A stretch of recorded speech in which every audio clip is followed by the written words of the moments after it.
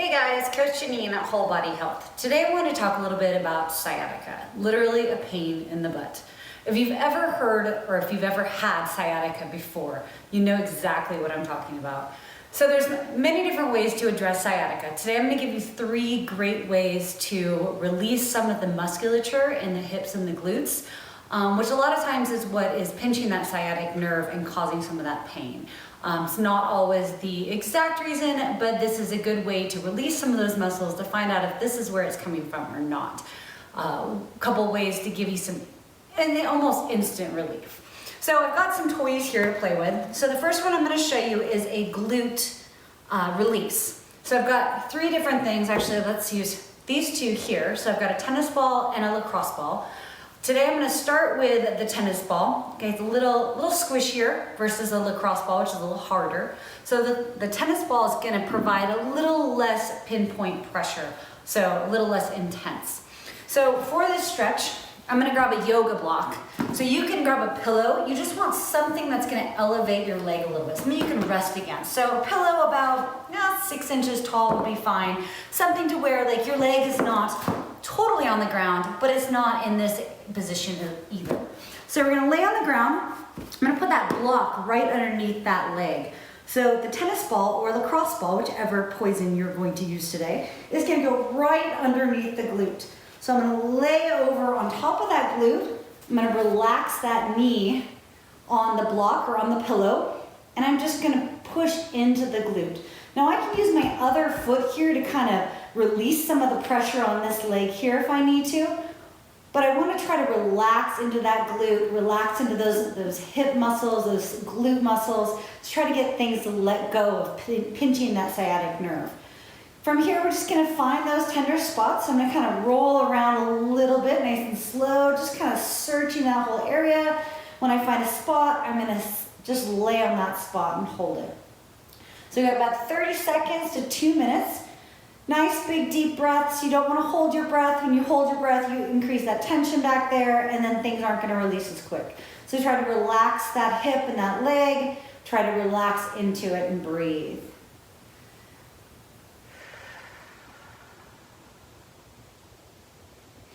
Okay, that's the first stretch for you. That is a glute release. The next one is going to be a variation of the Pigeon Pose. So for this, I'm going to use some mats here. So these are just yoga mats or ab mats stacked on top of each other. So we want to find an elevated surface. So I could elevate this even more and go on the edge of the couch or on a box. But for the sake of this video, I'm going to use this on the ground because if I elevate anymore, you're going to lose my head. So anyways, Pigeon Pose. You're going to get that leg right across the top of your elevated surface. You don't have to worry too much about the angle of your leg. Okay, if you get it too far up here and you don't have the flexibility, you're going to run into some problems and tension with the knee. So just let it go wherever it needs to go. This back foot's going to be tucked under. You want to be up on top of that hip. Okay, you don't want to be way back here so you have some weird angle. Get right over the top of it and then just relax over the top of that leg. Okay, again, 30 seconds to 2 minutes. Breathing in and out, nice deep breaths, relax over the top of that leg. Okay, and then you'll switch and do the other side. That is a inclined or elevated pigeon pose.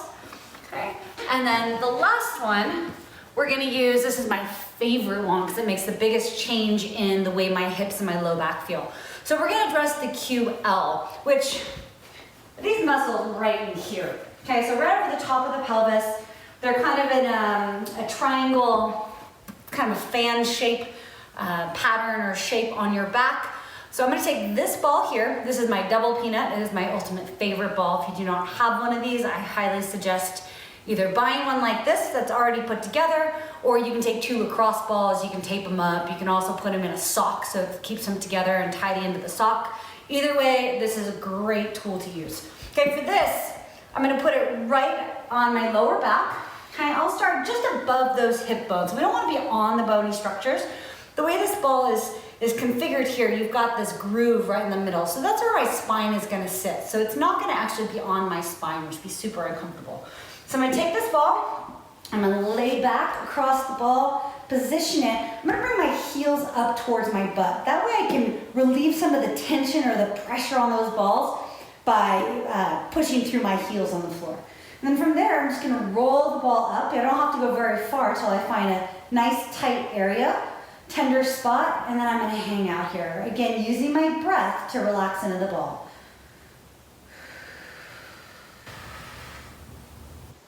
From there, if it's too intense, like I said, you can push into the heels to kind of elevate the butt a little bit, release some of the pressure back here, and then same thing, just big deep breaths. Okay, 30 seconds to 2 minutes. You want to work all the way from that bottom of the lower back, right above those hip bones here, so top of the hip bones, up to about the bottom of the rib cage. You don't want to go into the rib cage area. Again, that would be super uncomfortable to hit the bottom ribs there with the lacrosse ball. Okay, those are 3 great ways to start releasing that sciatic nerve and the compression that a lot of times has on that nerve to cause the pain that goes down your leg and into your butt. Enjoy!